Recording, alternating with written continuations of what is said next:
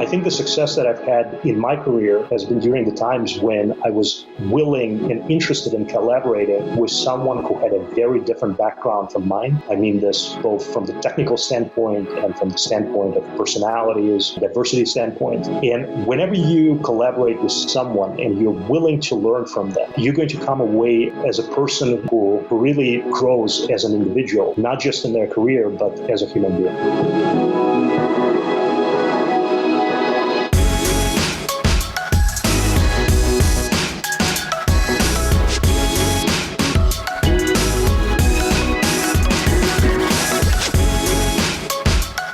What's up, everyone? Welcome to another episode of The Artist of Data Science. Be sure to follow the show on Instagram at The Artist of Data Science and on Twitter at Artists of Data. I'll be sharing awesome tips and wisdom on data science as well as clips from the show. Join the free open mastermind Slack channel by going to bit.ly.com/Artists of Data Science, where I'll keep you updated on bi-weekly open office hours that I'll be hosting for the community. I'm your host, Harpreet Sahota. Let's ride this beat out into another awesome episode. And don't forget to subscribe, rate, and review the show.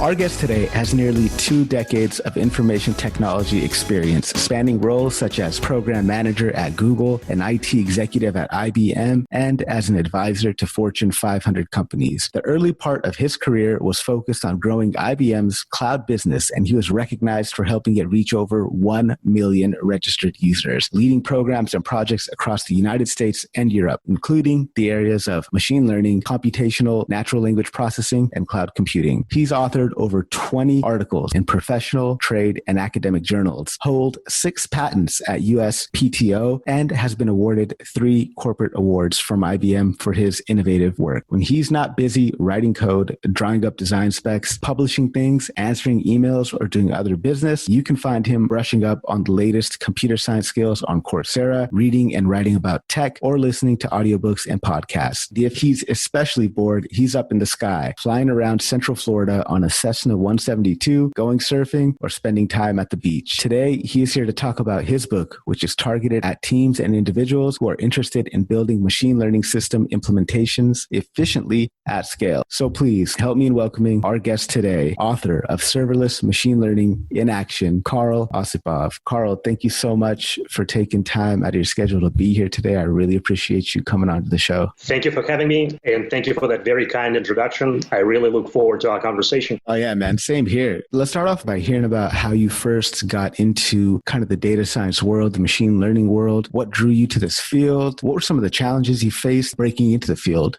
I got started with what we call as data science back when doing undergraduate research at University of Rochester. At the time, I focused very much on the machine learning topics. And back then, it was interesting because people didn't really know what machine learning and data science are going to be like. So it was a time for experimentation. I remember writing my first neural network back in 2000. So back then, I was working on a project to process a digital image. And on that digital image, there were pictures of fruit. And one of the projects I worked on was to try to count the number of apples and oranges on that digital image. So I guess that was my first, let's say, machine learning / data science project. It was a total failure, but I think what it taught me that it's extremely important to have enough computational capacity to succeed. So I bounced back and forth in my career between more of a machine learning oriented topics and distributed systems design topics. And I think I really started focusing on data science about 10 years ago in 2010s. I used to lead a project for IBM that focused on academic research collaboration and analytics. And back then, I was helping the company build a product to analyze academic research publications, process unstructured data, structured data, and help come up with profiles of academic researchers.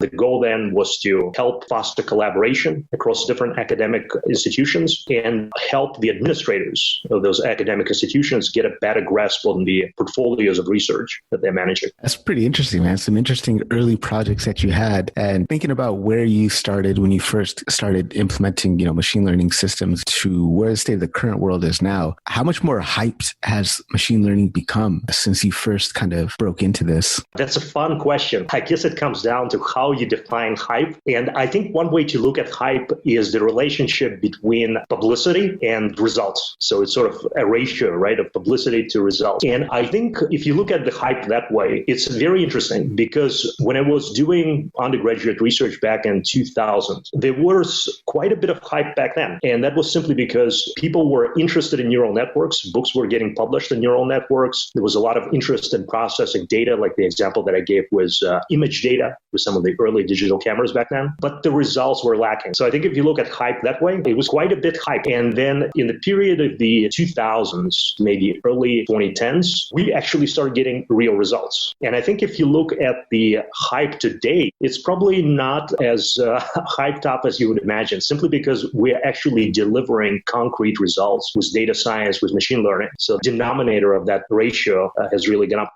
I like that definition of just we're getting results. And so therefore it's not as hyped as people think it is because we're actually delivering on what we're promising. So I like that. Where do you see now the field of machine learning headed in the next 2 to 5 years? So on this one, I don't think I have a unique perspective. I'm going to say that the results that are coming out of the research community, the academic community around semi-supervised learning or self-supervised learning, they're very interesting. And going forward, right, in this time frame that you described, 3-5 years, we'll see machine learning algorithms and data science algorithms become more data efficient. We'll be able to train machine learning models with fewer annotations, with less labeled data. So overall, I think that's one key trend. But in addition to that, that was more of a technical description. I think in addition to that, what's interesting is that the tools of data science and tools of machine learning are becoming much more widely available, much more accessible. A specific example I can give you, back 20 years ago when I was working on a neural network, I had to implement it in the C programming language, managing pointers and memory. So today, any undergraduate can pick up a framework like PyTorch and start working on fairly sophisticated machine learning models. And what really gets me excited about this situation over the next 3-5 years is that the availability of compute is changing. So with some of the frameworks that are available today with serverless machine learning, it's possible for someone to pick up a machine learning framework and then launch their machine learning models on clouds. And that's where they get access to effectively unlimited compute, unlimited storage, tremendous networking. And I think that's the direction that will produce most spectacular results in the next few years. So as we kind of begin to move towards this vision of the future where we've got more computation speed, where we need less data for our models to be trained on, what do you see being the biggest positive impact coming from this in the next 2 to 5 years?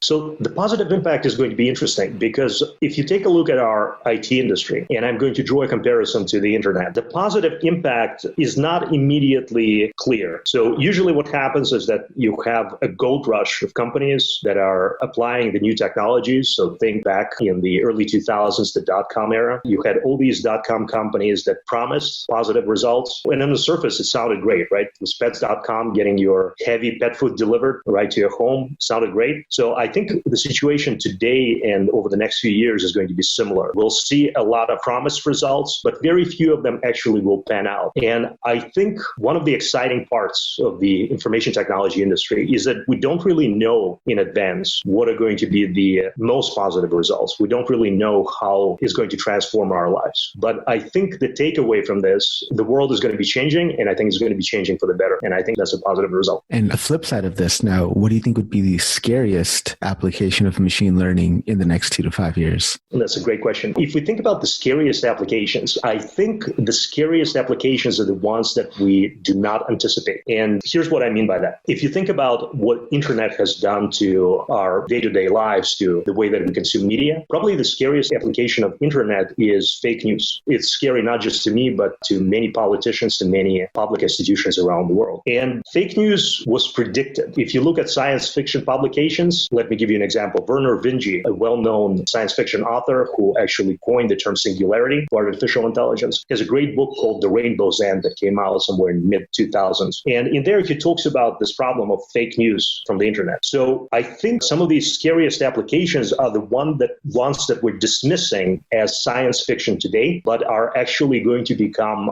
reality. So to me, I think some of the scariest applications of machine learning are in the financial industry. So think about the system that we live in, capitalism, and the fact that today, if you take a look at the statistics, most of the trades in capital, think about trades in equities and stocks, in bonds, actually the majority of these trades are now fully automated. In other words, computers are making decisions of how we allocate capital in our system. And to me, this is potentially very scary because we have these systems. We do not fully understand what exactly that they're doing. We suspect that they can use the stock market to potentially communicate with each other, but we're not really doing a good job in terms of trying to drill deep into that black box of these trading decisions and understand what ramifications these trading decisions have in terms of allocating capital to some of the top companies in the world and deallocating capital from companies that may need them. For example, companies that maybe are giving jobs to folks in North Carolina manufacturing furniture. So in a nutshell, I think these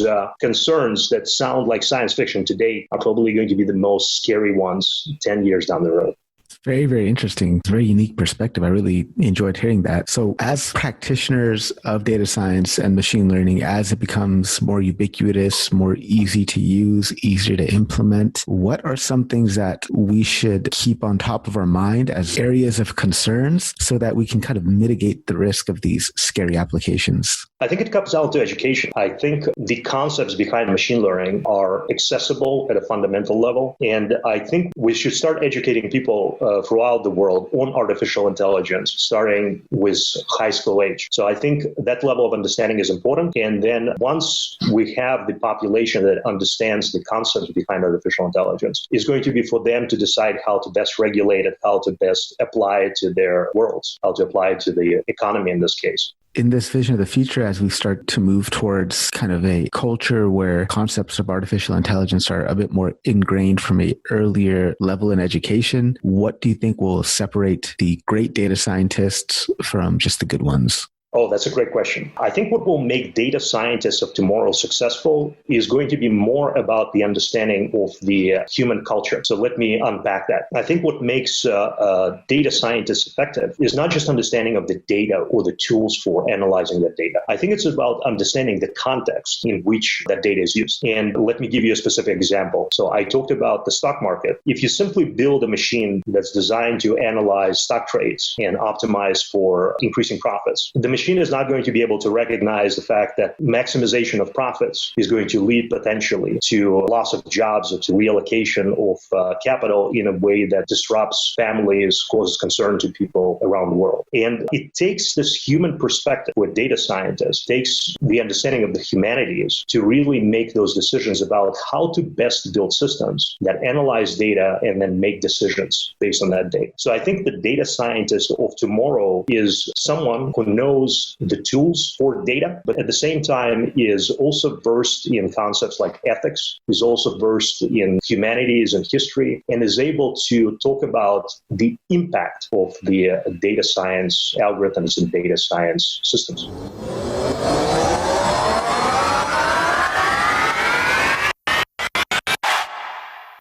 Are you an aspiring data scientist struggling to break into the field? Well, then check out dsdj.co/artists to reserve your spot for a free informational webinar on how you can break into the field. That's going to be filled with amazing tips that are specifically designed to help you land your first job. Check it out. dsdj.co/artists.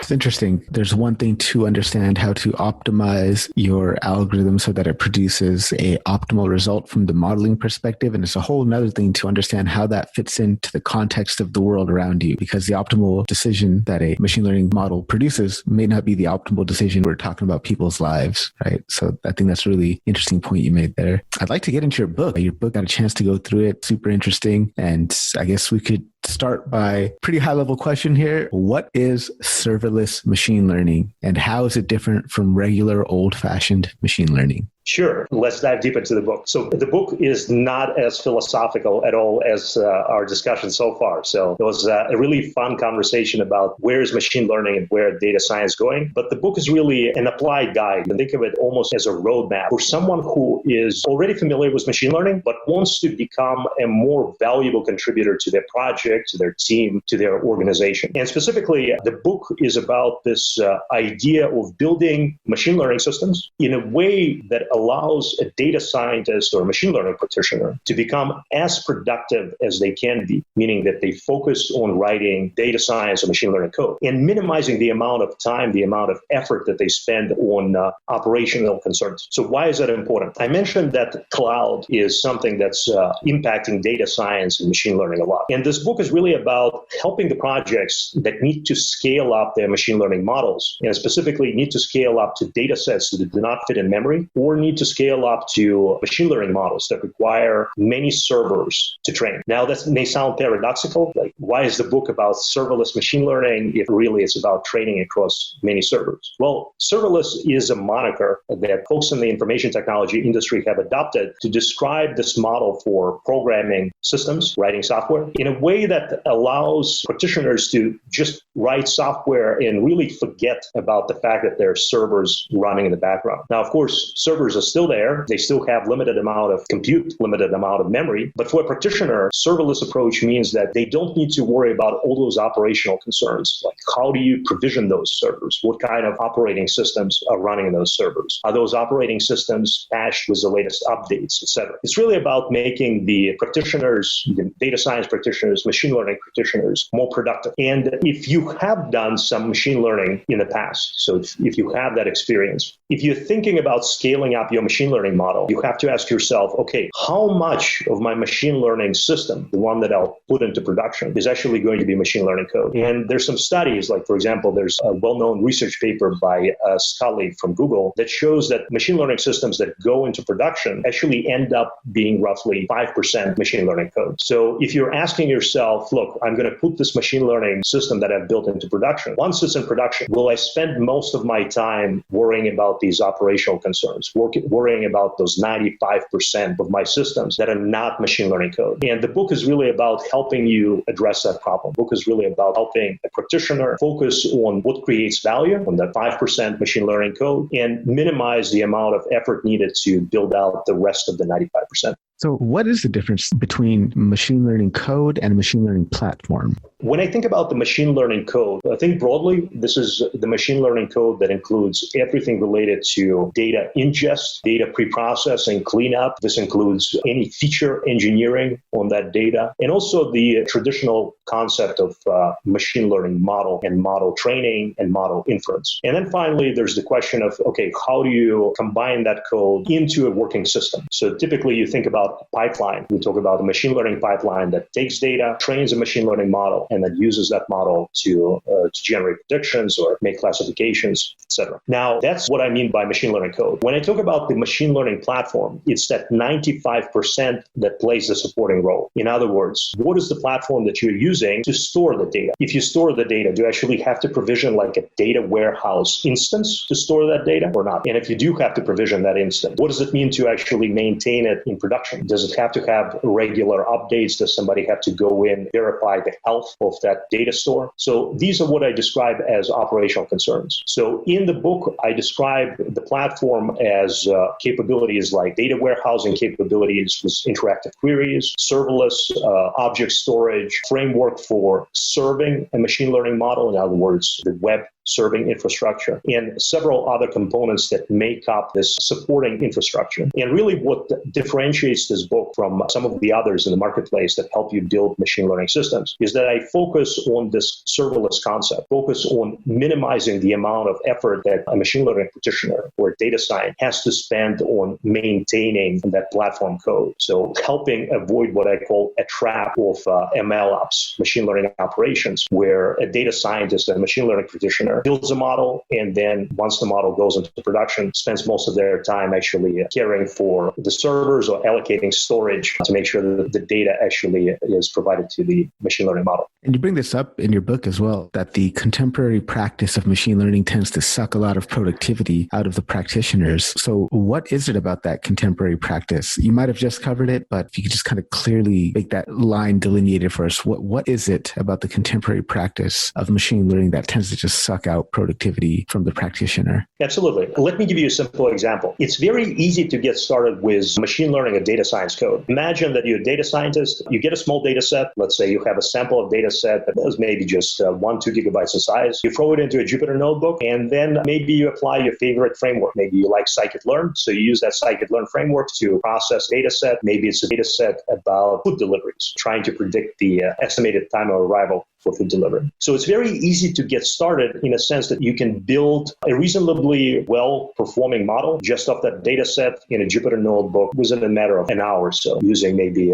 gradient-boosted decision trees. The next question is, what if the model that you've built is actually needed by the business, or maybe it's needed for a project or for your organization? How do you go about using that model in production? And this is where the productivity drops for data scientists, because you have somebody who is an expert in processing data, you have somebody who is an expert in analyzing different machine learning algorithm or different data science algorithms, and suddenly they're asked to build essentially a web server to serve that model. So you have somebody who is maybe going out, reading a few tutorials or looking at courses from online MOOCs, trying to actually build out parts of that compute infrastructure, when in reality, they don't really need to be built out. Much of the infrastructure that's needed to put machine learning model in production is already available as these serverless components from major public cloud providers, from Amazon, Google, Microsoft. So really what this is about is making sure that the data scientists stay productive by working on what they do best, working with data, working with models, and helping them avoid spending time on integrating all these components of public cloud capabilities, data warehouses, serving infrastructure together, when in reality, there are frameworks that can help them do that. Absolutely agree with that. Been in that position myself, having to do something that I'm not really an expert in. It does take a lot of time to research, get up to speed, and then try to build it out and make it work. So I'm a huge proponent of everything you're talking about in your book here. So at what point then does it make sense for us to start using serverless machine learning? At what point can we say, all right, boss, we need to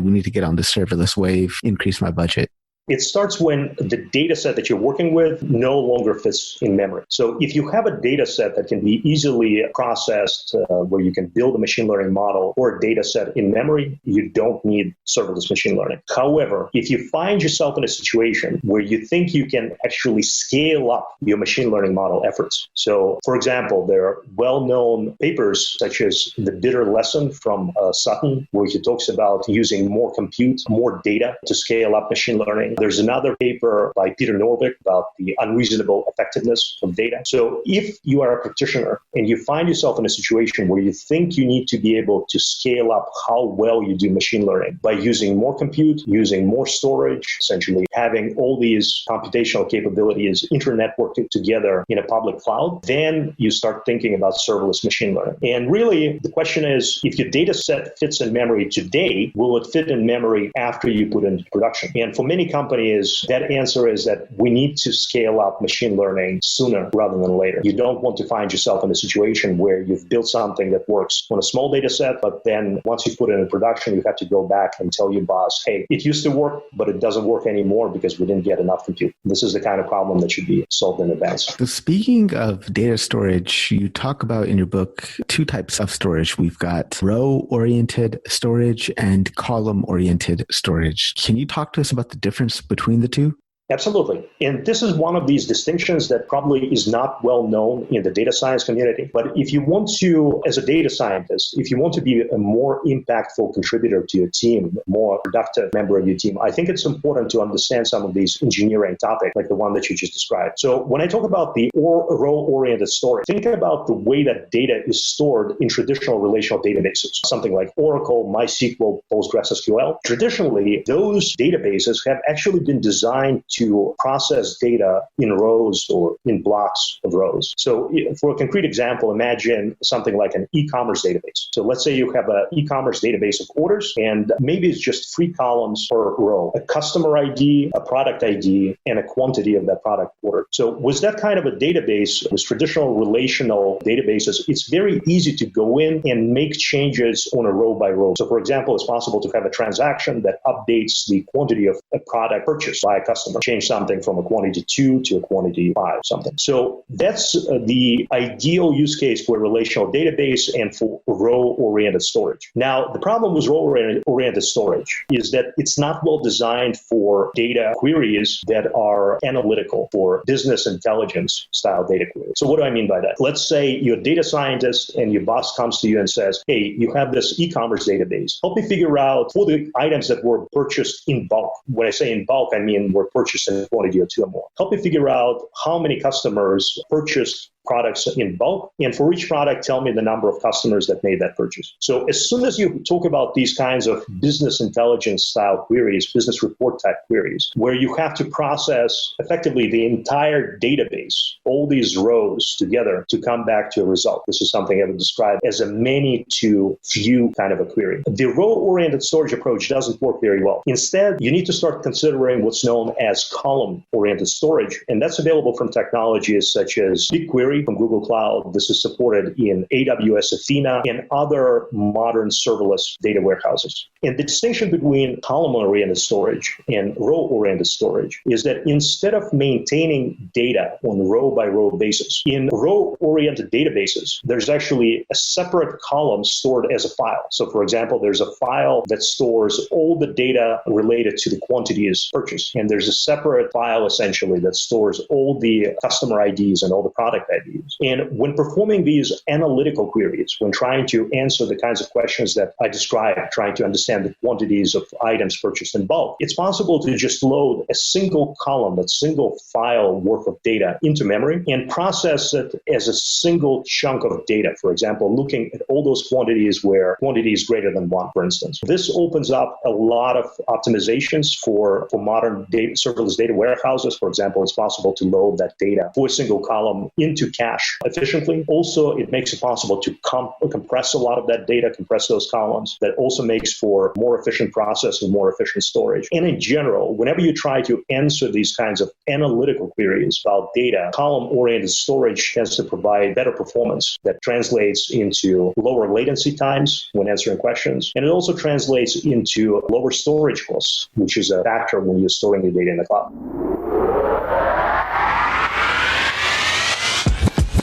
What's up, artists? Be sure to join the free open mastermind Slack community by going to bit.ly.com/artists of data science.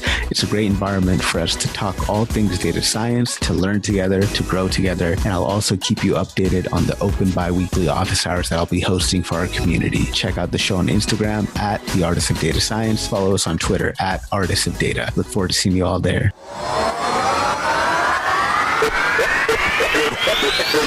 And thank you so much for that. So I wonder now if we can get a hypothetical scenario where serverless machine learning would kind of be an ideal use case. Absolutely. So think about the scenario that I mentioned earlier. Think about an example where someone wants to do food delivery, and as part of food delivery, they need to be able to predict ETAs, estimated time of arrivals. So let's talk about some of the features of this use case that makes serverless applicable. If you're trying to scale this kind of ETA prediction across the United States or maybe across North America, this means you're going to be able to make the predictions repeatedly for a large number of users. And also you want to be able to improve that prediction over time. So what you want to be able to do is use the data that you've collected in the past to improve your predictions in the future. So potentially we're talking about examples where you're processing terabytes of data that's coming in from a variety of devices, from mobile devices, potentially from desktop applications, other devices. All that data needs to be stored so that later you can use that data to help improve ETA predictions. But at the same time, that data needs to be used for predictions in a streaming fashion, meaning that as a piece of data comes in, as you you have the information about, let's say, delivery happening between pickup location and the drop-off location, you need to be able to provide a prediction with very, very low latency. So these factors, massive amounts of data, streaming data, batch data that needs to be stored for historical reasons, and the need to improve the system over time, I would say this is a perfect type of a use case for serverless machine learning. And thank you so much for that. So now I kind of want to pick your brain on some aspects that I think our audience would love to get some insight on. I think of the field of data science and machine learning to be quite a creative field and one that requires a bit of ingenuity, especially when it comes to feature engineering, because I think that's really the most crucial part of building out a model. So I was wondering what tips you can share with our audience so that we can be more thoughtful with our feature engineering. I agree. Feature engineering can be one of the most positively impactful exercises when building out a machine learning model or data science model. So I think the key insight that I can share with you is that feature engineering should be treated more like science than engineering. And here's what I mean by that. I think even before starting with feature engineering, it's important to build out benchmark baseline models and evaluate those models in the absence of feature engineering. And then each feature engineering step, right? Each step of where you're taking a raw data set and trying to implement some algorithms that translate that raw data set into additional columns in your structured data, or maybe some additional input information in your unstructured data set. So before you even do that, make sure that you have a way of measuring these feature engineering steps independently. So let's take an example from the scenario that we just discussed, the scenario of doing ETA prediction for food delivery. So in that case, let's say you're trying to do predictions based on the pickup and the drop-off coordinates, and those coordinates are encoded as latitude and longitude locations. So one example of feature engineering could be to try to replace these lat-long coordinates that are extremely fine-grained. So actually, if you look at the GPS system, it turns out that it has a resolution of about 3 feet. So these are extremely fine-grained coordinates, but for something like food delivery ETA prediction, that's too fine-grained. I mean, if the restaurant that you're ordering from moves just down the block, that's not going to change the ETA of delivery by a significant amount. So one thing you may want to consider as feature engineering exercise is that instead of using those raw latitude and longitude values, maybe you want to build up something like a grid over a map where you use that grid as a substitute for the raw lat-long coordinates, right? So you can create almost like, imagine a battleship style grid where you represent the location of different restaurants and locations of where the food needs to be delivered. That's a great feature engineering exercise, but the problem is if you try to perform it, you don't really know, for example, what kind of a grid resolution you may want to put on the map. So this becomes another hyperparameter that you may want to tune in production. So this is where hyperparameter tuning and feature engineering really tie together. And this is where it really becomes more of a science. This is where you want to create hypotheses about the specific feature engineering experiment that I just described. This is where you may want to measure the performance of this feature engineering experiment on the models. And this is where you also may want to do some hyperparameter tuning to try different grid resolutions and see how well they work. So I think this key takeaway of treating feature engineering as this experimental process is probably one of the best things that you can do as a data scientist or as a machine learning practitioner. And brings me to my next question. I was going to ask you about hyperparameter tuning. I think when a lot of data scientists are first starting out, arbitrarily picking values for hyperparameters just so they can get their grid search to run or whatnot. What are some tips that you can share with our audience so that we can be more thoughtful in our hyperparameter tuning? So grid search for hyperparameter tuning is my favorite pet peeve. I'm still seeing many publications today that use grid search. And I think anytime that somebody's putting out a blog post or putting out code that uses grid search for hyperparameter tuning, that needs to come with a huge disclaimer, something along the lines of, this is a temporary hack and needs to be fixed later. So today it's well known, right, that instead of using grid search, other techniques such as random search over parameters and using Bayesian techniques that use the history of hyperparameter tuning to improve future results, these give better results overall in practice. So I think the first comment I would make is avoid using grid search in the first place. But if you do decide to get started with hyperparameter tuning, I think what you need to be focused on is building out a pipeline that allows you to do hyperparameter tuning rigorously and allows you to capture the results of hyperparameter tuning. Because as I talk in serverless machine learning, it's very important to establish this end-to-end pipeline from the data coming in to machine learning model and production on the other side of the pipeline. And as part of that pipeline, you want to capture the results of your hyperparameter tuning experiments, and then use that data, right? As data scientists, we should be using the data that we produce ourselves. We should be using that data to drive the hyperparameter tuning process. And what this means in practice is that once you've launched some of these hyperparameter tuning experiments, you want to make sure that you capture all the information that went into the experiment. Everything starting from the details of which elements of the data, which records in the data were used as part of hyperparameter tuning, all the way down to the specific algorithms that you're using to build out a machine learning model. And everything including the location for where the machine learning model is going to be deployed. Because if you're deploying a machine learning model as an online interface, you're going to see much different kind of behavior for machine learning model than if you're deploying that machine learning model where it's used for batch data processing. So capturing as much information as you can in your machine learning pipeline in order to run hyperparameter tuning experiments is critical. And this is one of the topics that I discuss in depth in serverless machine learning group. And you mentioned end-to-end machine learning, and I think a lot of people who are breaking into the field or maybe more in a research type of role where they're kind of just working on stuff on their local machines, don't really deploy anything to production, they don't get too much of an opportunity to actually think about or necessarily look at what needs to be monitored and tracked once the model is deployed. So what are some things that you think data scientists who are kind of breaking into the field should go and research and study up on, specifically with regards to monitor and tracking a model from both, kind of the business perspective and from a data science perspective? These are two very different perspectives. So let me break that question up a little bit and talk about the things that I think data scientists need to be incorporating into their workflows today. And then I'll talk about the business side of things as well. So I think data scientists who are just breaking into the field today need to spend some time with tools such as MLflow, for example. So MLflow is an open source project. It helps data scientists capture their data science and machine learning experiments and also provides some visualizations of graphic capabilities. So tools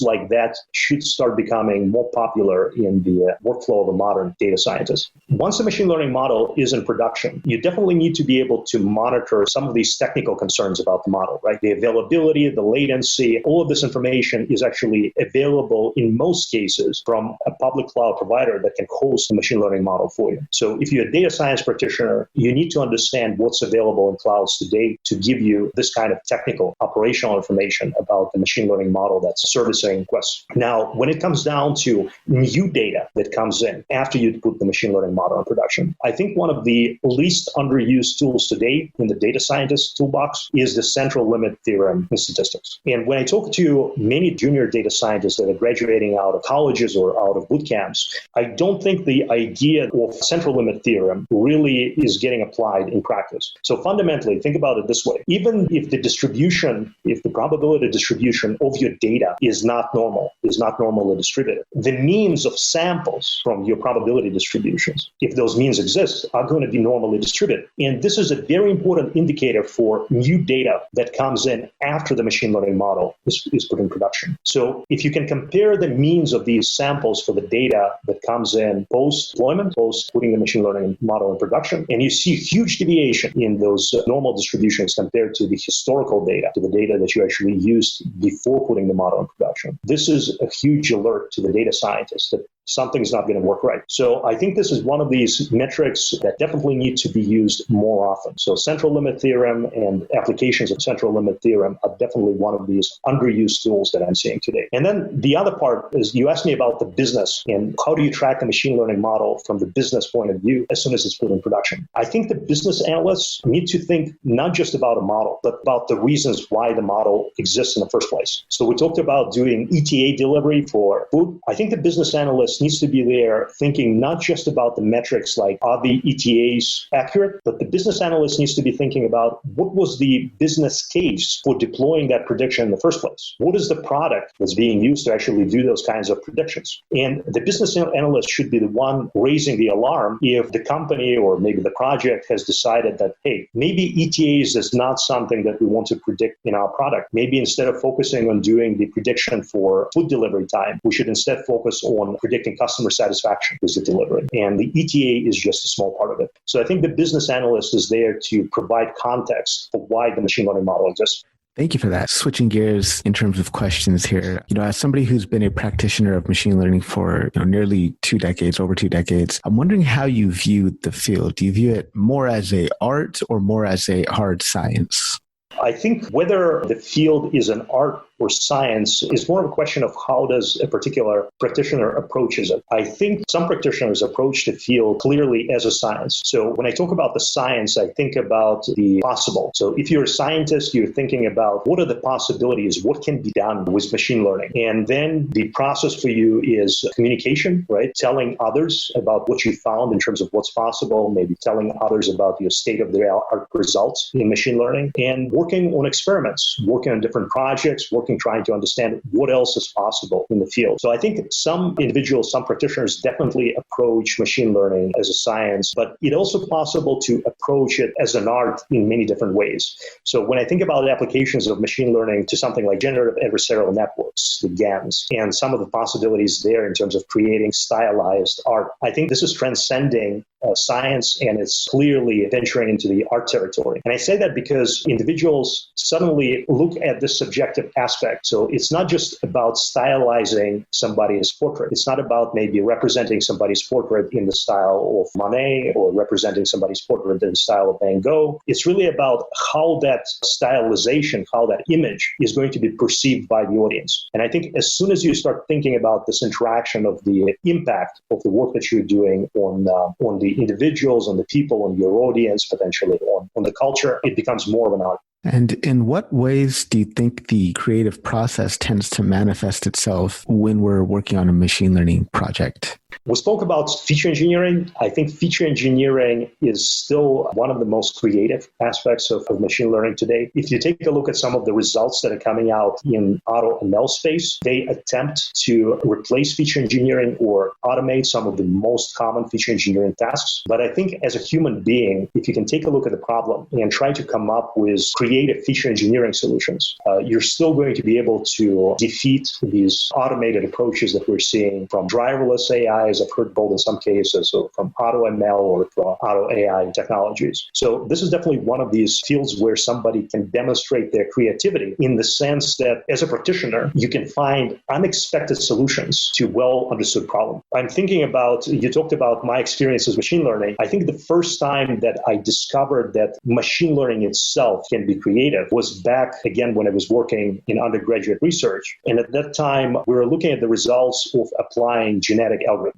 Now, I know some in the audience will talk about genetic algorithms as maybe on the sidelines of machine learning or the sidelines of data science, but this was an application of genetic algorithms to the video game Pac-Man. So way before DeepMind and those Atari games, somebody at University of Rochester decided to implement genetic algorithms to train a program to play Pac-Man. So everybody has seen Pac-Man. This is where the little yellow circle is running around and eating little berries in a labyrinth and maze. And one of the things that happens in the maze is that there are these blinking lights. And if you navigate your character, navigate that little yellow circle to each one of the blinking lights, then the rules of the game change 180%.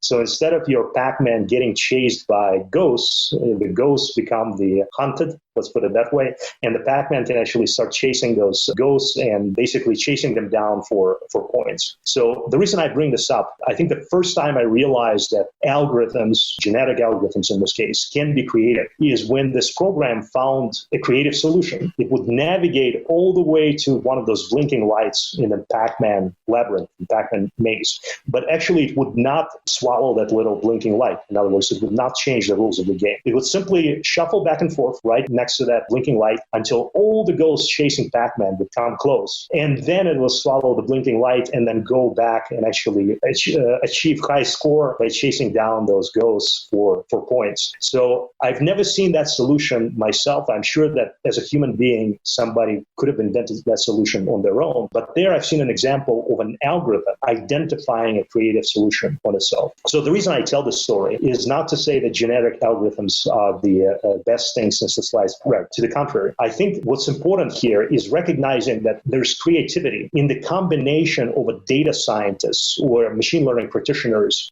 expertise and the capability of the algorithm. So if you combine the two together, like in this example with Pac-Man, you had the undergraduate researcher, you had the Pac-Man game, but combined together, the result was really creative. So I think it would be great if going forward, we all learn to be more creative by combining our expertise, our knowledge of data, tools, techniques with algorithms that deliver creative results. Thank you very much for sharing that. That was a very interesting story. Really, really enjoyed hearing that. Thank you. So I was wondering if we can get into a little bit of your experience at Google. So while you were at Google, you had the opportunity to work with some of the foremost experts in machine learning. You helped manage the company's efforts to democratize artificial intelligence. I'm curious, what does it mean to you for artificial intelligence to be democratized? I think the best way to explain it would be by contrasting the situation with artificial intelligence today to where it was back when I was doing undergraduate research. So back then, machine learning and some of the techniques of what eventually became known as data science were very much for the in crowd. So here's what I mean by that. Academics would describe these techniques to each other in research publications, and there was a fairly significant barrier into the field. So if you wanted to understand machine learning, for example, it was nearly impossible to do that just by picking up research papers and trying to study that on your own. You really needed to have guidance from a professor, from a graduate student, from a mentor, really. And I think what has changed today is that artificial intelligence has become more democratized. It has become more widely available to students and others who are interested in artificial intelligence. It became more widely available to the people simply because of availability of MOOCs, online courses, and simply because so many more people have started getting into the field and trying to teach artificial intelligence to somebody who is just starting out, trying to help somebody understand it from scratch instead of expecting that somebody has to go through courses in linear algebra and calculus before they can even pick up the paper. So to me, really what it means to democratize artificial intelligence is really to try to achieve this goal that I'm describing. First of all, making sure that people are educated on artificial intelligence from a fairly early age, from let's say high school age, early teens. And then I hope to see the tools of artificial intelligence be used more widely with the hope that people can become more creative when using these tools, create better solutions for the world. And what would you say was the biggest lesson you learned about democratization of AI while you were over there at Google? I think the biggest lesson that I learned is that trying to democratize artificial intelligence is a challenge that requires more than just one company and probably more than just one industry to be successful. So I mentioned education, even high school level education. I think what's needed here is an effort at the scale of governments and changes the scale of public policy. And only when the next generation of students who are graduating high school, maybe in the next 4 years or so, if they're able to really understand the basics of these tools and then start applying those tools as part of their undergraduate studies, maybe if they decide to pursue studies in academia, I think this is where we're going to see really fundamental transformation of our society and of our economy based on the tools of artificial intelligence. So you've got a quite prolific track record of, patents, inventions, and publications that you've done. I'm wondering, what is your most favorite one or the one that you are most proud of? That's a great question. I guess they're like children. They're all my favorite. And if I were to highlight some of them, I think for this audience, probably the one that's most relevant is a patent that has to do with ontology alignment.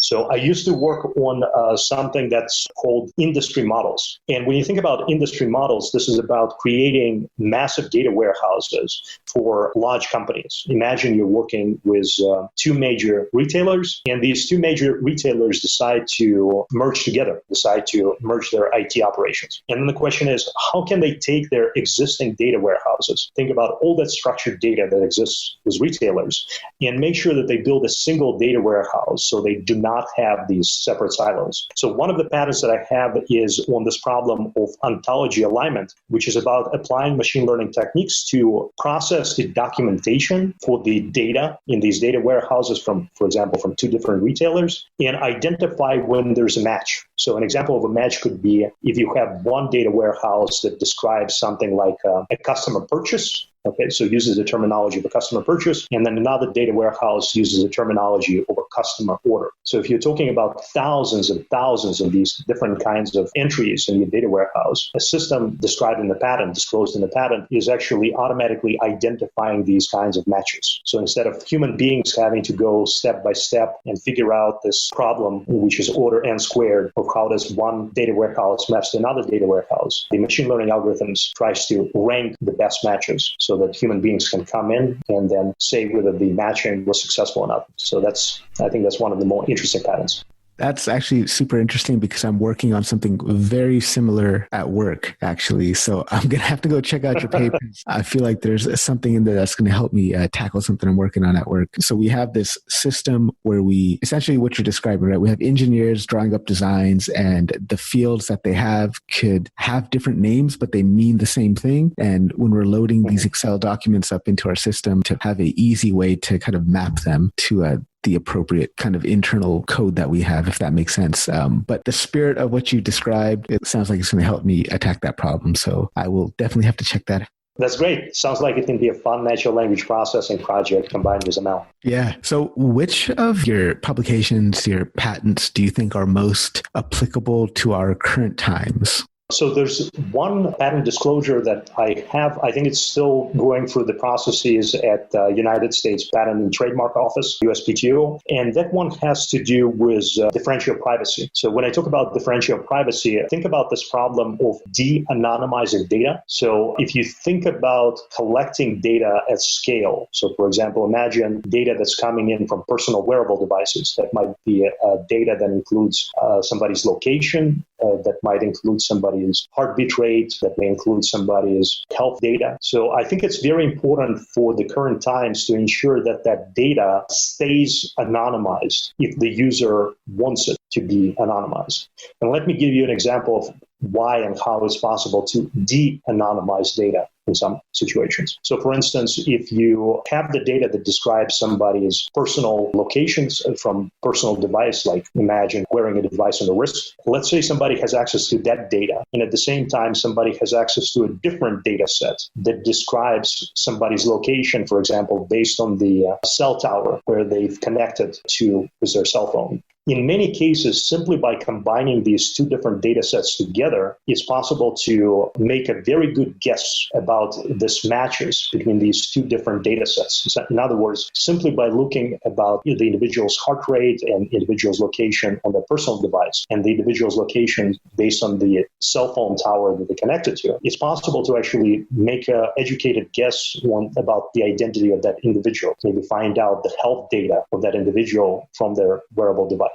And obviously, this is something that people want to avoid, right? People want to care about their privacy and want to avoid the inadvertent disclosure of that health data. So I think that patent has to do with providing some guarantees. The patent describes how to rescale the data sets from personal wearable devices to essentially minimize the chances of this inadvertent disclosure of personal health data so that the chances of that disclosure are constant and are low. For example, you can say, hey, I'm agreeing to share some data about my personal health as long as the chances of that data becoming de-anonymized are no better than 1 out of 100 at 1%.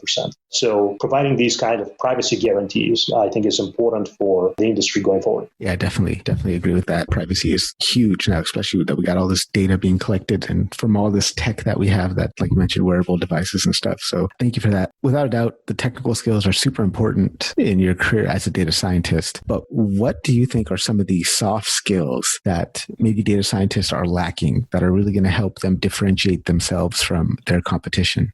I frequently talk to junior data scientists. I actually have some mentees who are close to completing their degrees in data science or have already completed those degrees and are looking for jobs. So let me try to describe some of these recurring patterns that I'm seeing across my mentees. And if any of them are listening, I promise I'm going to keep it private. So I'm going to apply some of these ideas from differential privacy to describe some of these soft skills. So I think it's very important for data scientists to become more effective at operating independently, but at the same time making intelligent decisions at how to operate independently. And I think this is more important today than it used to be in the pre-COVID world. So today, more and more individuals are working remotely, working independently from home. And it's very important to be effective at managing your personal time and managing how you go about doing work. So I'm still seeing some of these more junior data scientists trying to look for a manager. And here's what I mean by that. They're trying to look for someone who will affirm their day-to-day to-dos, their day-to-day activities. And it almost comes down to, let's say, a junior data scientist saying, hey, here's my to-do list. Please, Mr. Manager, check it for me and tell me that this to-do list is okay. And I think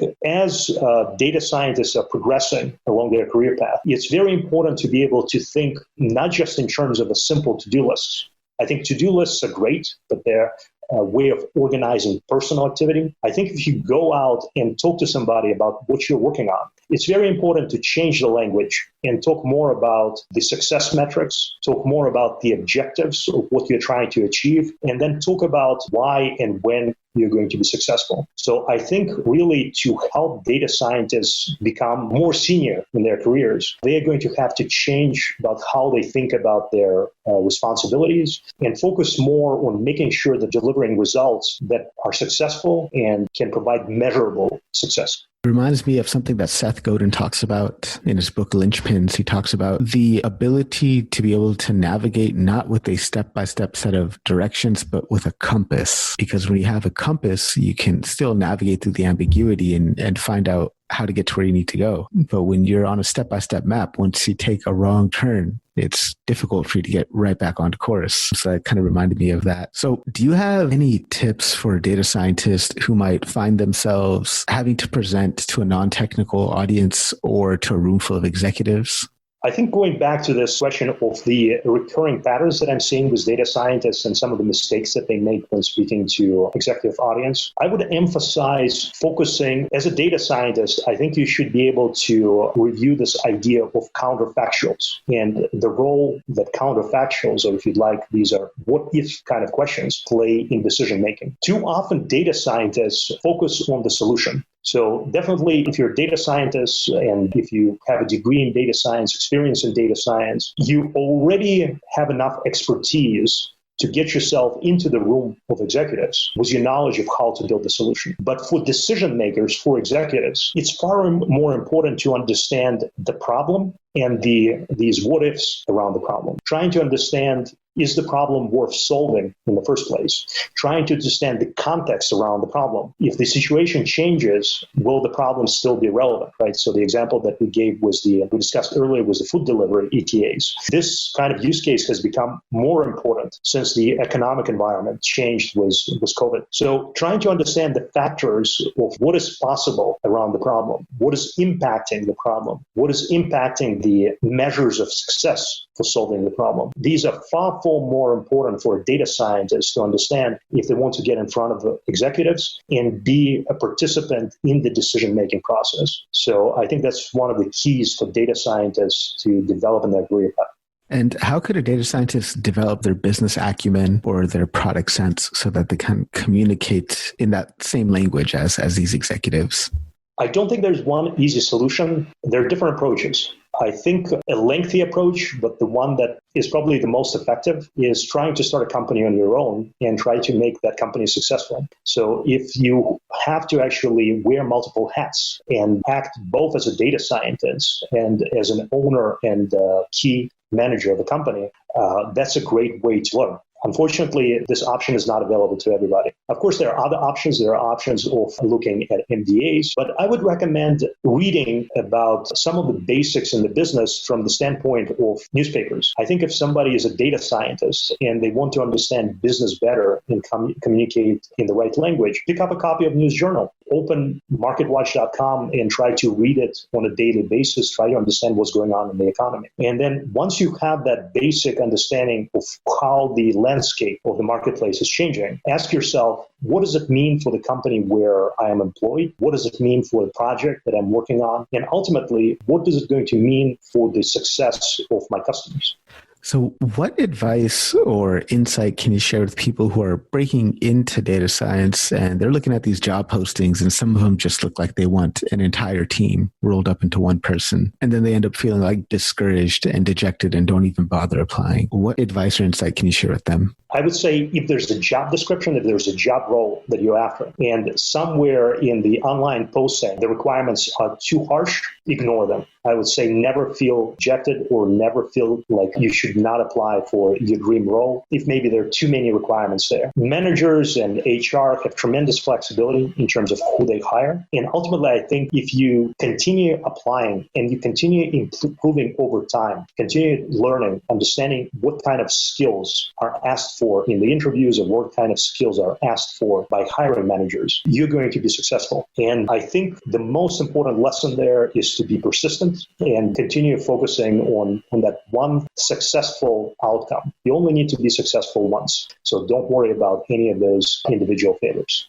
So last kind of formal question before we jump into a quick lightning round, and that is, what's the one thing you want people to learn from your story? I think I would like to encourage aspiring data scientists, aspiring machine learning practitioners to be open to working in adjacent fields. I think the success that I've had in my career has been during the times when I was willing and interested in collaborating with someone who had a very different background from mine. I mean this both from the technical standpoint and from the standpoint of personalities, diversity standpoint. And whenever you collaborate with someone and you're willing to learn from them, learn deeply from their background, you're going to come away as a person who really grows as an individual, not just in their career, but as a human being. Awesome advice and awesome insight from your journey. Appreciate you sharing that. So jumping into the lightning round here, first off, where can people find your book? The book is available from Manning Publishers. If you search for serverless machine learning on Google search, is going to be there in the first page. I think what we're also going to do after this podcast is that once the podcast is available online, the publisher is going to describe this podcast episode, or they're going to post about this podcast episode on Twitter. And if you're interested in learning about the book that way, you can follow the Manning Publishers on Twitter. Or if you're interested, I'll continue posting about the book on my blog, cloudswithcarl.com. And we'll also be sharing a discount code that our audience can use to purchase that book as well. Highly recommend everybody listening to purchase it. It's a really great book. So what's your data science superpower? My superpower is in being able to apply engineering to data science. If AI could answer any question for you, what would you ask? I would ask how to build a better AI. What do you believe that other people think is crazy? I think that once we build artificial general intelligence, it will have as much interest in conversing with human beings as human beings have in conversing with cockroaches. If you could have a billboard anywhere, what would you put on it? I would say live your life with your eyes focused on the horizon and walk without stumbling on a single stone. I like that. So what is an academic topic outside of data science that you think every data scientist should spend some time studying and researching on? I think every scientist should spend time studying mathematics and deepen their understanding of mathematics. And what would be the number one book, fiction, nonfiction, or maybe one of each, that you would recommend our audience read? And what was your most impactful takeaway from it? I really recommend Judæa's Pearl, The Book of Why. And I recommend it because it does talk about the impact of ability to answer counterfactual questions, what if questions, on human intelligence, and the impact of counterfactuals, these what if kinds of questions, in understanding causal relationships between events, understanding if something causes something else. Definitely check that out, The Book of Why. So if we can get a magic telephone that allowed you to contact 18-year-old Carl, what would you tell him? I think if I could get such a magic telephone, I would try to keep it around for as long as I can, and then at some point decide to give a call and say everything's going to be okay. What's the best advice you have ever received? Be kind to people. What motivates you? My family. What song do you currently have on repeat? I don't have a song that's on repeat because on my playlist, the song keeps coming up in non-repeating order. All right. So how can people connect with you and where can they find you online? Easiest way is to Google my name, Google for Carl Osipov on Google search, or you can find me on LinkedIn. That's the easiest way to connect with me. My blog is on Clouds with Carl, one word, cloudswithcarl.com. Or if you'd like to follow me on Twitter, it's just Clouds with Carl. Carl, thank you so much for taking time out of your schedule to be here today. I really, really appreciate you sharing your insights, going deep into your book. I know our audience is going to learn a ton from this episode, so I can't thank you enough. Thank you so much for hosting me, Capri. This was a fun conversation.